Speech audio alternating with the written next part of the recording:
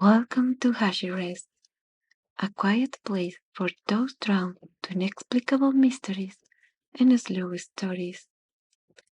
Tonight's story is a quiet piece of fiction made to help you relax and carry you gently into sleep. If this kind of story is what you've been looking for, a like or a comment would mean the world to me. It's the simplest way to help more people find their way here.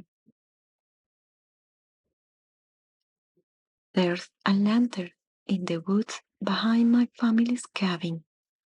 Some nights it's lit. There is no candle inside it.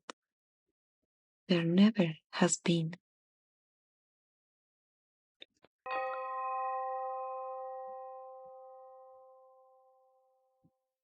My father called me on a Tuesday. That should have told me something was wrong. My father doesn't call on Tuesdays. He calls on Sundays. After church, when the world feels settled enough for talking.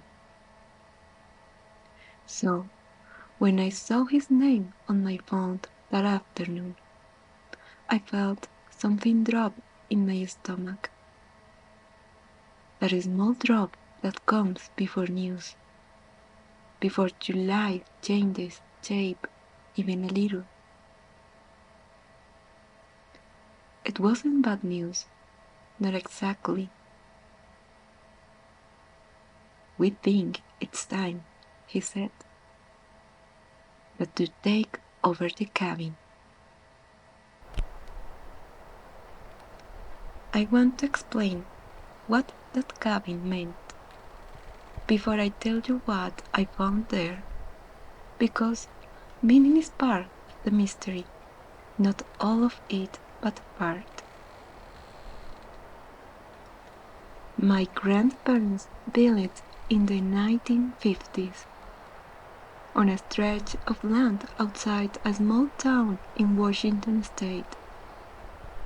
The kind of place where the fog doesn't burn up until noon, where the trees grow so tall and so close that the light comes down in threads. My father grew up there. I grew up going there every summer, from the time I was born until I was about 17. Then summers started to mean other things, jobs, boyfriends, the particular selfishness of being young. I remember, as a child, thinking that cabin was the only place where time moved differently, slower, softer. My days there had a shape nowhere else had. Wake up to a smell of coffee and wood smoke. Swim in the lake until my fingers burned. Fall asleep to the sound of my parents talking low on the porch. Their voices blending with the crickets until I couldn't tell one from the other. But the cabin stayed in the family's rhythm. Even after I stopped needing it the way I once had. My parents dropped up every June, stayed through August, the way they always had, the way I assumed they always would. Except now, they were both past 70. My father's knees gave him trouble on the porch steps. My mother had started saying, "We can't keep doing this forever." It used to sound like a joke. It had stopped sounding like one. "We want you to have it," he said. "Not visit it. Have it." look after it. I said yes before I let myself think. Of course, I did. You don't say no to your father when his voice sounds like that. Careful, rehearse. He'd practiced the sentence on the drive over, turning it so it wouldn't come out wrong. What I didn't expect was how heavy that yes could feel. Once I hung up the phone, I sat on my kitchen floor for a while that evening, not crying exactly, just sitting, trying to understand why a gift felt so much like a weight. I think now it's because gifts like that are never really about the object. A cabin isn't just wood and roof, it's 40 summers. It's family's whole freedom, folded into one small piece of land. And someone has just handed me to the job of keeping that rhythm going. I drove up alone 3 weeks later, second week of June. It's a 5-hour drive from Seattle if you don't stop. I stopped twice, once for gas, once for no reason at all, just to sit in a parking lot, gripping the wheel, trying to understand what I felt like. I was driving toward a test I hadn't studied for. I think I understand it better now. It wasn't the cabin I was afraid of. It was the idea of being responsible for it. My whole life, that cabin was a place things were done to me. I was taken there, fed there, with the bed there, under fields that smelled like cedar and dust.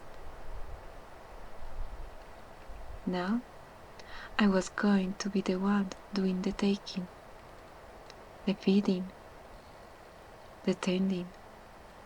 For the first time, I was going to be the adult in that story.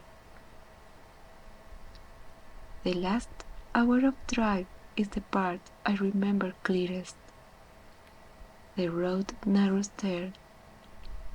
The forest presses in on both sides.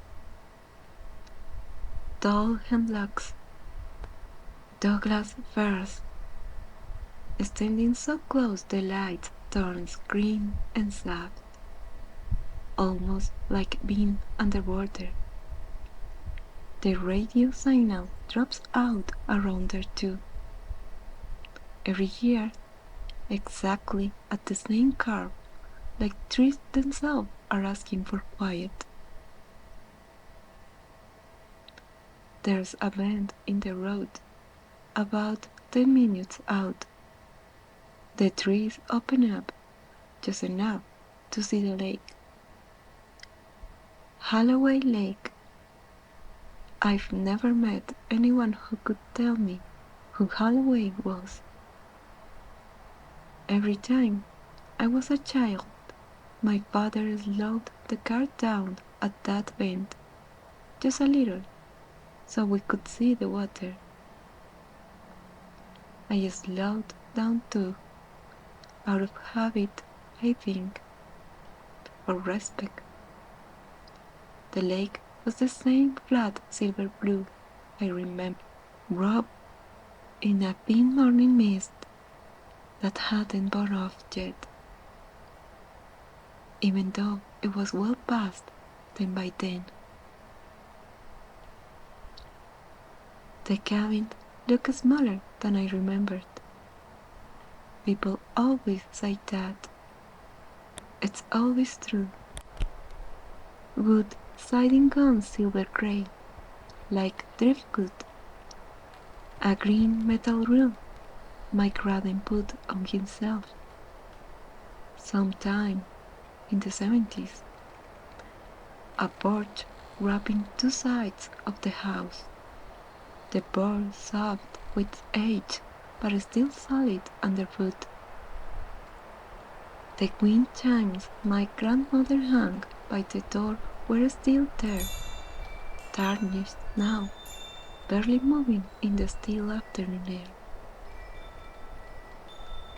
My mother had made me a key, an old brass one, copied and recopied over the decades, its edges worn smooth. I let myself in. I stood in the front room a long moment, doing nothing, just breathing it in. The smell of a place close up through a winter.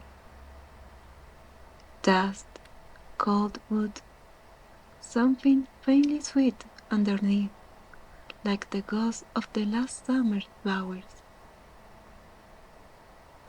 Everything was exactly as I remembered, and somehow not. The same plaid couch, faded a shade lighter than in my memory. The same shelf of board games with boxes goes soft at the corners. A photograph of my grandparents on the mantel, young and sunburned, squinting into a camera decades before I was born. There was a note on the kitchen table, my mother's handwriting. We are so glad it's you. Take care of the house. Take care of the woods around it too. Your grandfather always said the land takes care of you if you take care of it. One more thing. Don't worry about the far end of the property, as the second stand of cedars. We never back there, and there's no need for you to either. Some places are just better left alone, not because of danger, just respect. I read that line twice, not because of danger, just respect. I didn't think much of it that first night. I unpacked, made the bed with the sheet that still smelled faintly of cedar chest, sat on the porch until the mosquitoes drove me in, fell asleep early, worn out from the drive, from the strange weight of the day, the lake outside my window turning from silver to black as the light went. But next morning, drinking coffee on the porch, watching fog lift slow and grey off the lake, I found myself looking toward the tree line, toward that second stand of cedars my mother mentioned, and I felt something I couldn't quite name. Not fear, not exactly curiosity either. I want to be honest with you, the way I try to always be honest in this story. I don't know if that feeling meant anything. Maybe it was just the strangeness of the day, the weight of a house, now legally, officially mine, playing tricks on a tired mind. But I sat there with my coffee going cold, looking at that dark line of cedars past the edge of the lawn,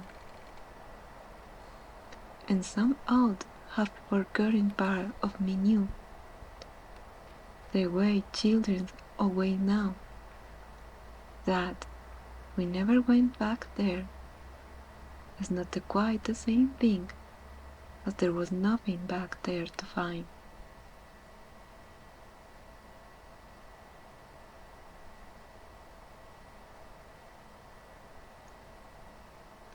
I didn't go that day or the next.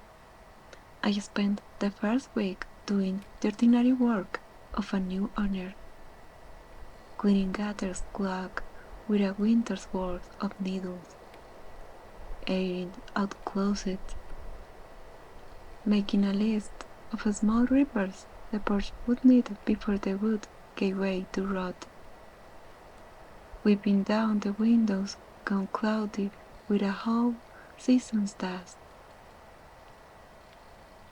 A small, forgettable task that somehow made the place feel like mine, one shot at a time. I drove into town twice, once for groceries, once just to hear other voices. Both times, the woman at the register asked after my parents. That easy familiarity of someone who's watched 3 generations of a family come and go through the same small store. She told me that the lake had been low this year. She told me the blackberries would come in early. A small town talk, warm and unhurried.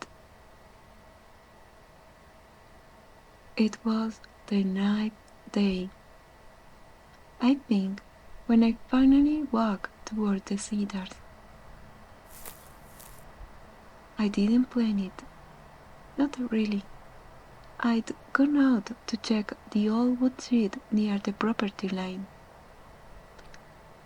Somehow my feet carried me a little farther than they needed to, past the shed, past the mouth edge of the lawn, into the place where grass gives way to fern and moss, and the deep green shadow of old trees. That second stand of cedars wasn't the far-off wilderness I'd always pictured as a child. It was maybe a 7-minute walk from the porch, close enough that I could still see the roof line of the cabin behind me if I turned around. And yet, the moment I stepped past the tree line, the air changed, cooler, damper, carrying a smell I can only call green. Moss and wet bark, and something else underneath. Something almost sweet, like incense that had burned there so many times it settled permanently into the wood. The sound changed too. Out by the cabin there was always some noise, a boat motor far off on the lake, wind in the open field, a bird calling from the roof line. Here, under the cedars, all of that fell away. Just my own footsteps, just my own breathing, louder than it should have been. There was a path, not maintained, no gravel, no markers, but a path all the same. A groove worn into the forest floor by decades of feet, mostly reclaimed by the moss now, but still visible.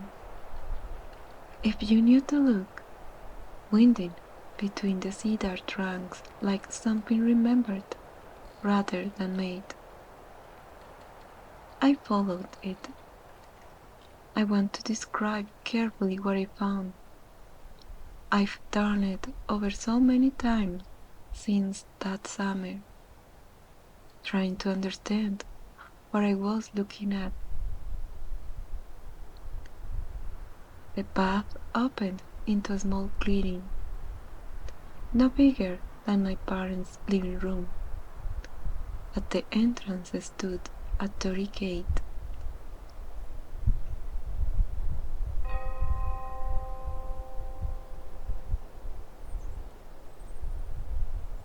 You've probably seen one in photograph, the classic Japanese shrine gate, two upright wooden posts, two crossbeams, traditional painted a deep vermilion red.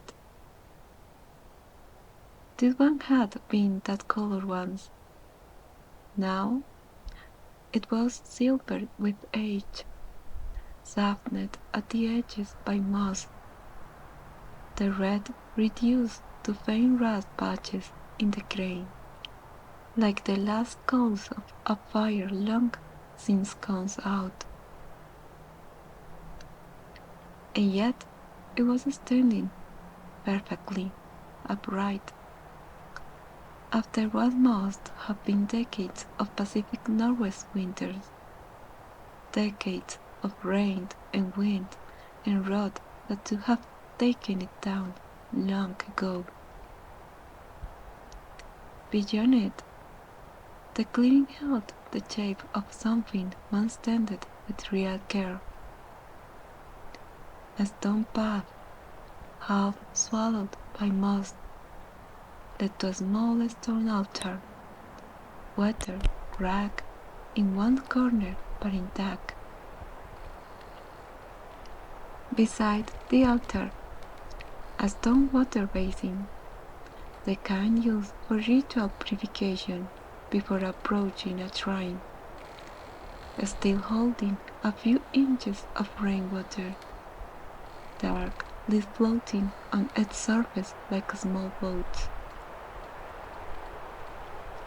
And to left of the altar, half leaning as though it had been growing out of the earth for 100 years, a stone lantern.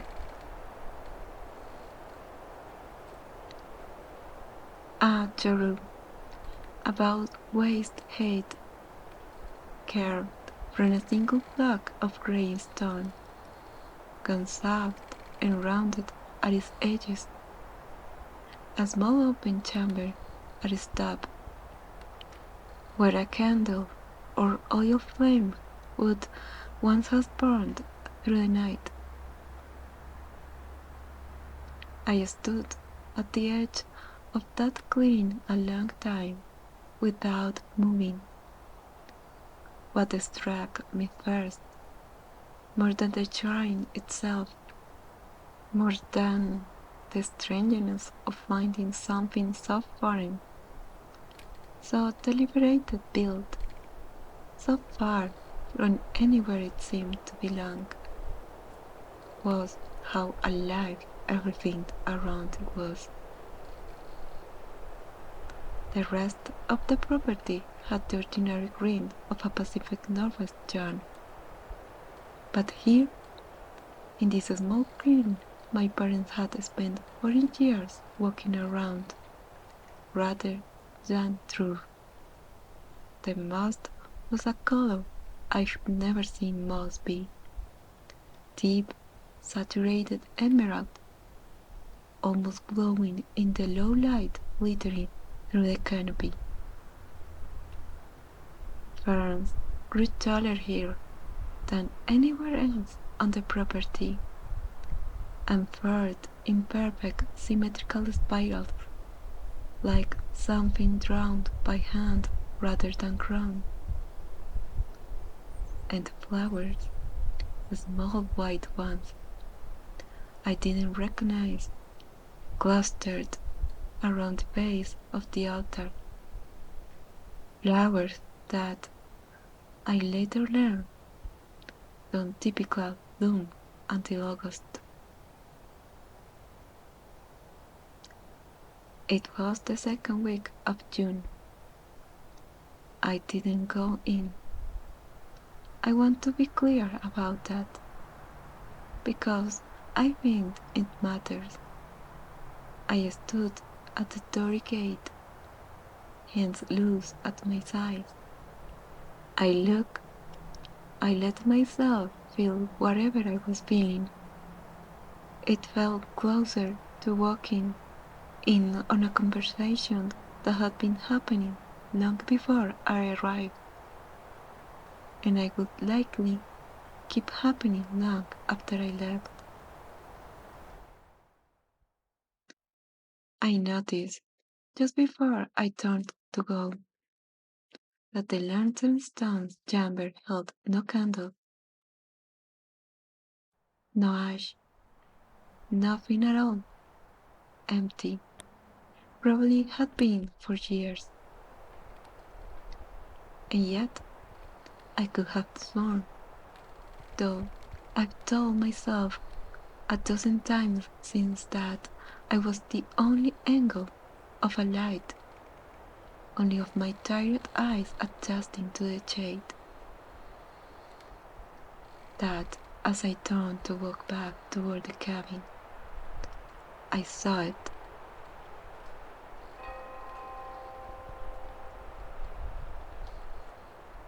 just at the edge of my vision, a faint warm glow inside that empty stone, a chamber, steady, soft, comes the moment I turned to look at it directly. I told myself it was the last of the evening sun catching on the wet. I did not entirely believe myself. I walked back to the cabin slowly that evening, looking over my shoulder more than once, or the way you look back at someone you just met. When you already suspect you'll be thinking about them later.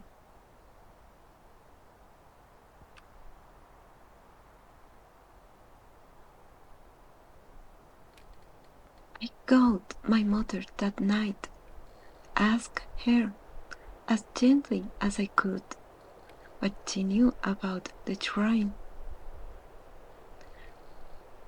There was a pause on the line, long enough that I thought the call had dropped. Your grandfather never talked about it much, she finally said. He just said it was there when he bought the land. Already old, even then. He always said we should let it be. Do you know who built it? Another pause. There was a family, she said slowly, like she was reaching for something she hadn't thought about in decades. Before your grandfather, I think. I think he said the land had belonged to a Japanese family before the war, before everything that happened to Japanese families on this coast during the war. I didn't say anything. I think we both understood without saying it aloud what everything that happened likely meant.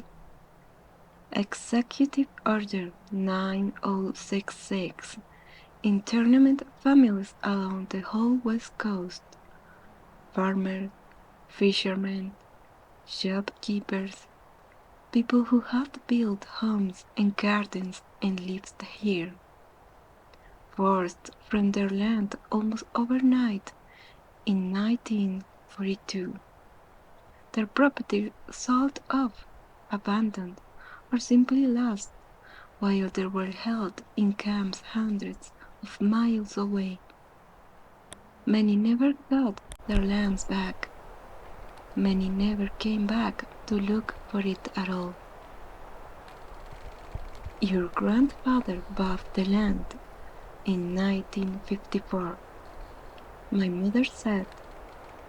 9 years after the war ended. I think it had passed through a couple of owners before him. Nobody really knew, or nobody wanted to say, what had happened to the family that built the shrine. I sat with that a long moment, and nobody ever tried to find them, or their descendants. I don't know, honey.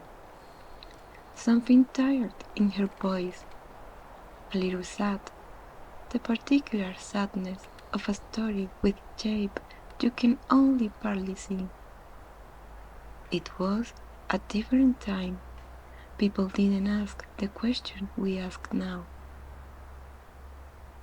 We talked a while longer about nothing in particular, the way you do when neither person wants to be the one to end the call.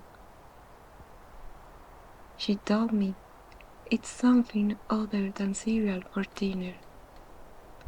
I told her I would, knowing I probably wouldn't.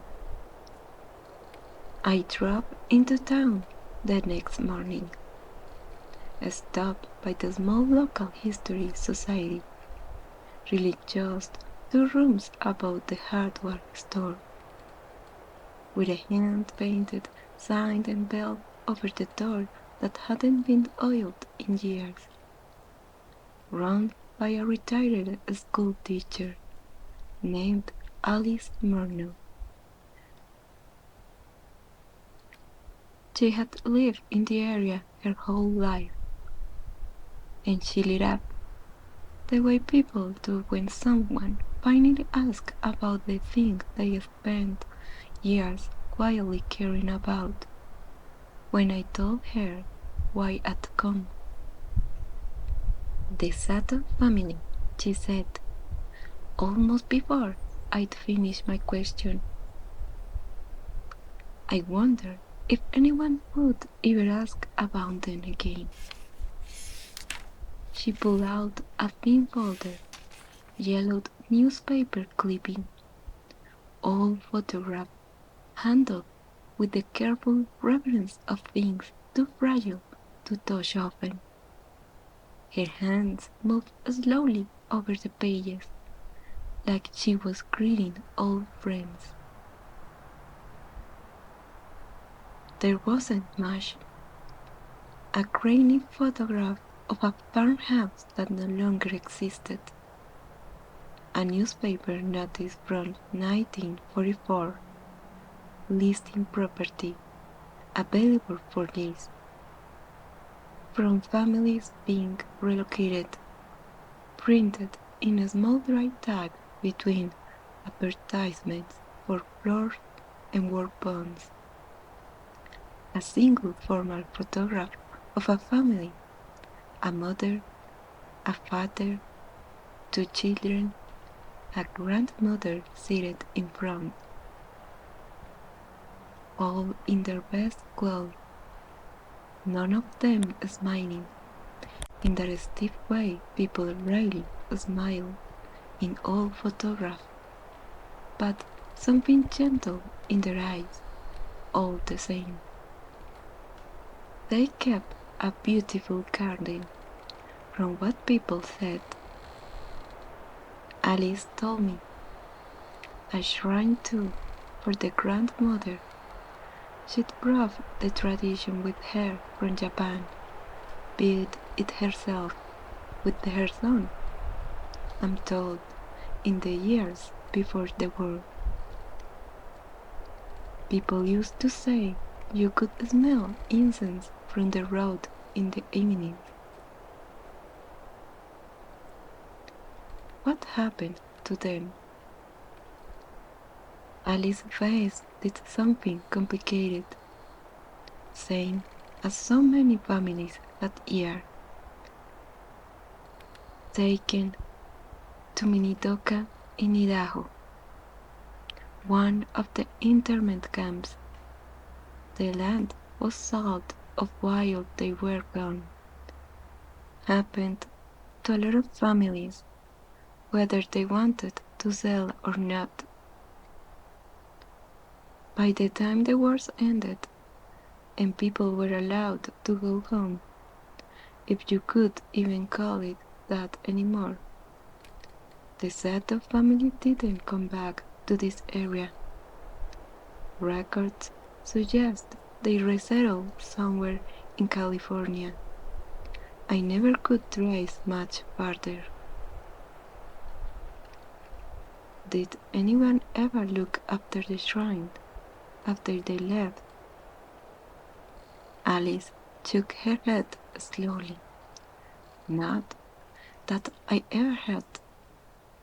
I think most people forgot it was even there. The land changed hands twice before your grandfather bought it. By then, the forest had mostly grown back over that part of the property. I asked her because I couldn't help myself whether she thought it was strange. The flowers blooming early.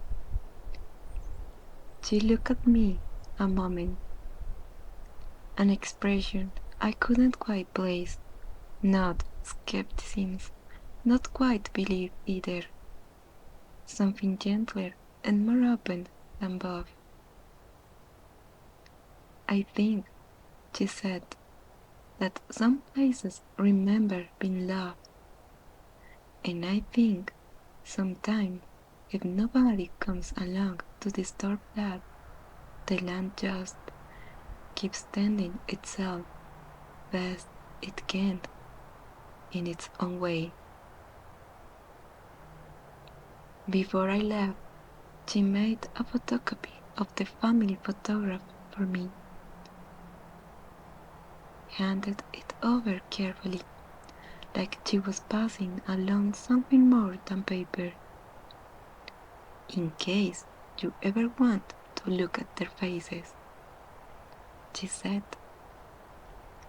Seems only right if you are the one keeping their garden now. I drove back to the cabin that afternoon, the folder of photographs on the passenger seat. I found myself thinking the whole way about a grandmother I would never met, building a shrine by hand with her son in a forest an ocean away from everything she'd known, tending it faithfully for however many years she had, before history reached in and took it all away in the space of a single spring. I thought about the empty stone chamber in that lantern. I thought someone should light it again.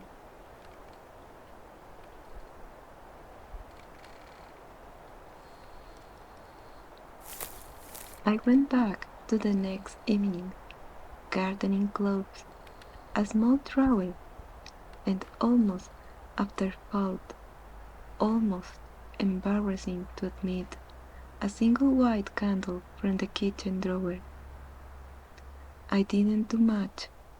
That first visit cleared moss from the edges of the stone path, careful not to disturb the parts grown big and settled. It didn't feel right to erase what time had done, only to make a little more room to walk through, respectfully. I knelt at the water basin, cleared the dark leaf of its surface, refilled it with clean water I brought. I didn't touch the altar itself. Somehow it felt like something I hadn't yet earned the right to touch.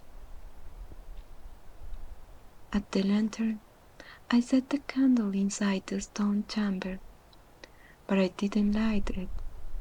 I'm not sure why.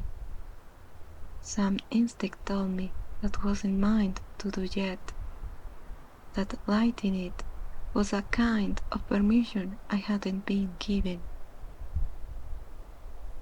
I came back to the next evening, and the evening after that. It became, without my quite deciding it would, a kind of ritual. Coffee on the porch in the morning, work on the cabin through the day, and then, as the light went long and gold through the trees, they walked down that mossy path to the clearing debris, pulling invasive blackberry vines creeping in from the property's edge, straightening a lantern that leaned, small things, nothing that felt like it should matter. Some evenings I wrote nothing but myself, and simply sat at the gate, watching the light change. Other evenings I brought a small offering without quite deciding to, a handful of wild berries left on a flat stone, a smooth pebble from the lake shore set beside the basin. I never planned these gestures. They just felt correct, the way certain instincts do, arriving before the thought behind them. But the forest, I began to notice, was responding. The fireflies came first. That surprised me. I'd never once seen a firefly on that property in all of my childhood summers there. A little research told me fireflies are rare in the Pacific Northwest, rare enough that most people who grow up there never see one at all. And yet, about 2 weeks into my evening visits, I began to see them, gathering at dusk in the clearing around the shrine, 5 or 6 at first, then a dozen, blinking soft gold light in the deepening blue of early evening, drifting between the cedar trunks like something out of a memory that wasn't quite mine. The flowers spread. What had been a small cluster around the altar crept farther along the stone path, farther toward the Tory gate, blooming in a white so pure it seemed to hold its own light, even after the sun had gone. Even the birds seemed drawn to it. I began to notice on my walks down a particular quiet just past the tree line, and then, right at the clearing edge, a small chorus of bird song I never heard anywhere else on the property, as if the clearing kept its own weather, its own hour, separate from the rest of the woods. And some evenings, not every evening, but some, I'd walk that path just as the light was fading, and I'd see it before I even reached the clearing, a warm, steady glow coming from the direction of the lantern, soft, amber, the kind of light a real flame makes. I never once lit a candle myself. I started to feel, in a way I still find hard to explain, that I wasn't discovering this place. I was being slowly, patiently led into it. The shrine and the small green world around it had been quietly keeping itself, waiting, in whatever way a place can wait, for someone to come back and notice it. Not to solve it, not to explain the lantern, or the fireflies that shouldn't be there, or the flower blooming 2 months early, just to come back, to notice, to take care for it in the way it had, in its patient stumble way, been caring for itself. One evening in early July, I found myself sitting cross-legged on the moss, just outside the Tory gate. Never through it. I never once walked through it. That boundary felt like the one thing that truly wasn't mine to cross. I talked, quietly, out loud, to whoever might have been listening. I told the grandmother in the photograph, Kiku Sato. I'd since learned that I was sorry, not because it was my fault. I understood, even as I say it, that it wasn't. There was a wound history had made, and history alone was responsible for. But sorry, all the same. The way you can be sorry about something you didn't cause and still can't undo. I told her I would keep the shrine as best I could, not perfectly, not with any real understanding of the tradition she would have known, but faithfully, for as long as the land was mine to look after. The fireflies that evening seemed to gather closer than they ever had.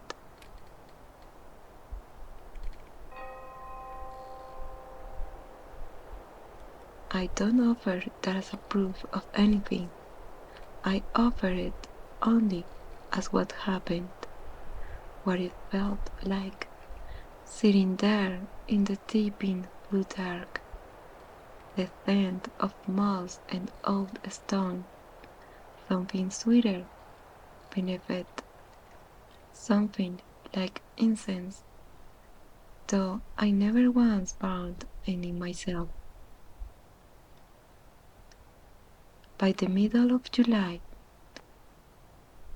I'd stopped thinking of the shrine as something strange that had happened to me. It had simply become part of the rhythm of my days there, the way the porch and the lake and the morning coffee had always been. I looked forward to the walk down the muddy path, the way you look forward to seeing someone you've grown fond of, without quite remembering when the bond started.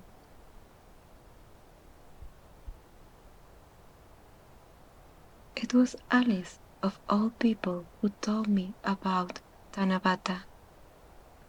I'd mentioned to her on my second visit that I wanted to do something for the shrine, something that felt right, something that honored where I had once been, rather than just tending it like an ordinary garden.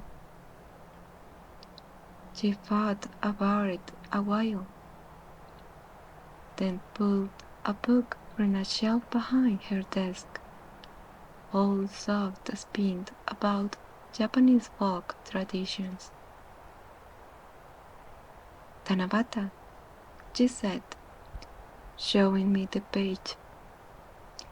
The Star Festival falls on the 7th day of the 7th month, July 7th, on the modern calendar. It celebrates a story about two stars, two lovers kept apart by the Milky Way, allowed to meet only once a year. On that one night, people write wishes on a strip of colored paper, dansaku, and tie them to bamboo branches in hopes the wishes are carried up to the stars. I remember feeling something settle in my chest when she said it, something that felt for the first time since I found that shrine, like knowing exactly what to do. July 7th came on a Tuesday that year, the same day of the week my father first called me about the cabin. A small quiet cemetery. I chose to take it as a gift rather than a coincidence.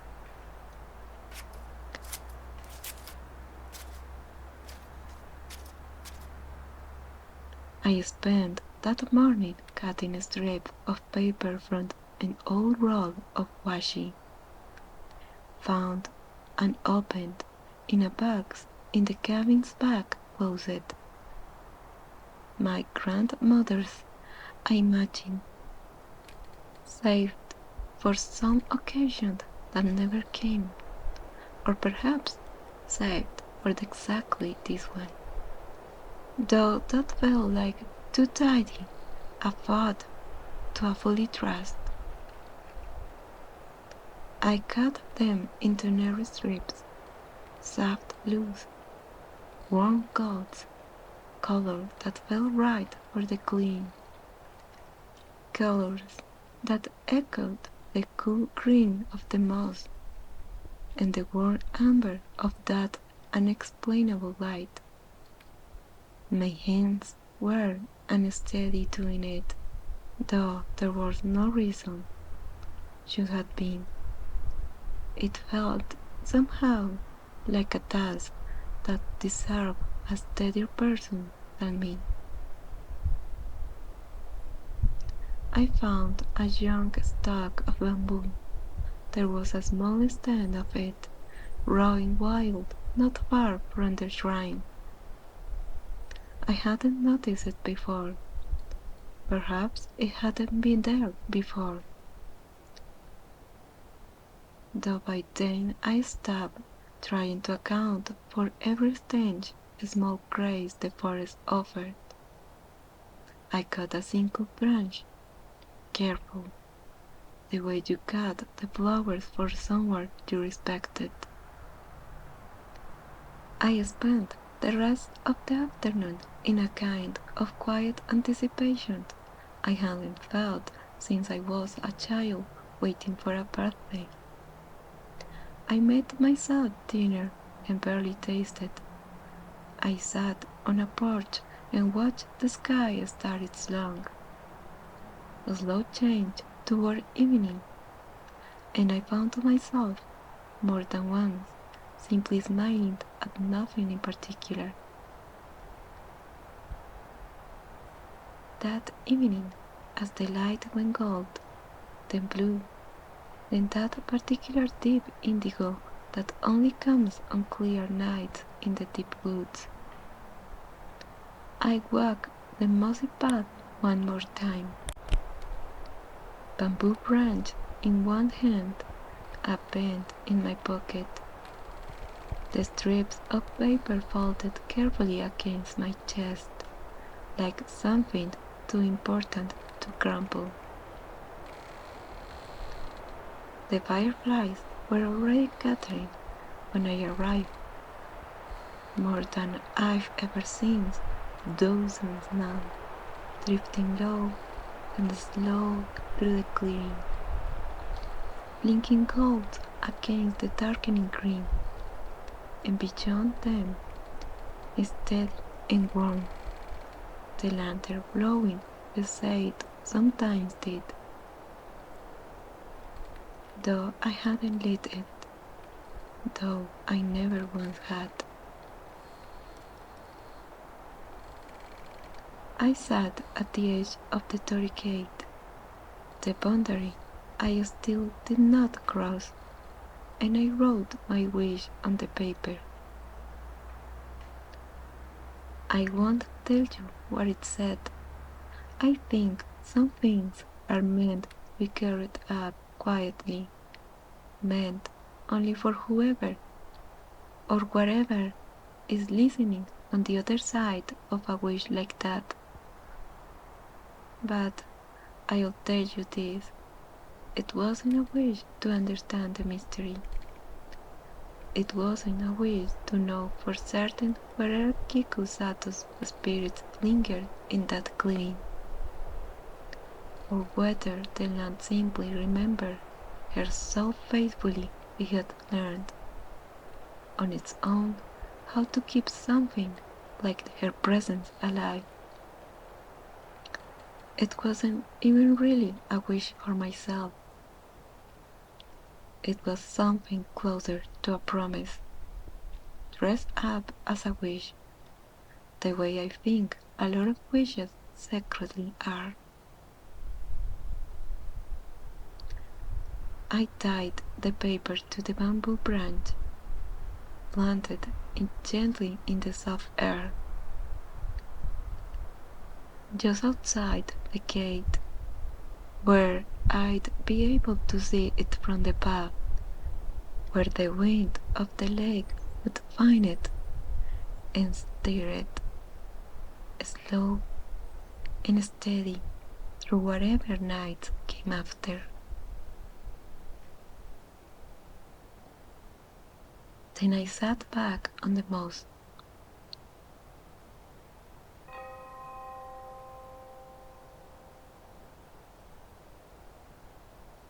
watched the fireflies drift, the lantern glow, the stars come out slow overhead through the gaps in the cedar canopy, and I let myself simply not know who lit that lantern, or how, not why the flowers bloomed early, not whether Kikusato's family ever fought, and all displacement and rebuilding elsewhere, about the small shrine they left behind in a Washington forest. I let not knowing sit in my chest, not as an egg,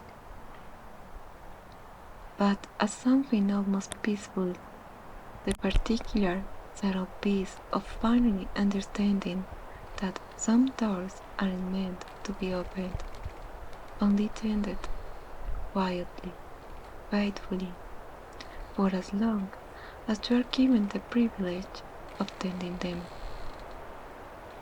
I stayed there a long while that night, longer than any evening before it, long enough to watch the moon clear the treetops and lay a thin silver light across the whole clearing. The barricade, the bamboo branch, the lantern's soft amber glow sitting inside that cooler light, like something held gently into hands. I go back to that clearing most evenings now, when I am at the cabin. I've learned to leave a fresh strip of paper on the bamboo branch every Tanabata, a small yearly ritual now, my own small inheritance, passed down, this time not from my parents, but from a family I never met, in a language of care rather than words.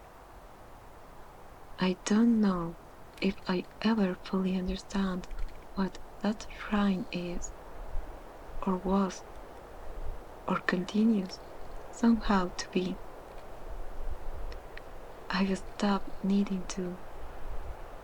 Some places I've never come to believe don't ask to be understood. They only ask to be kept.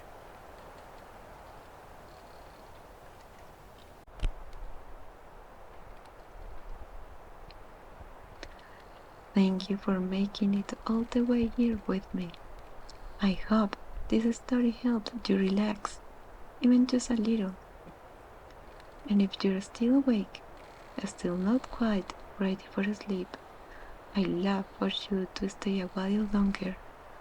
There's another story waiting for you on the channel. Don't forget to subscribe. Good night and sweet dreams.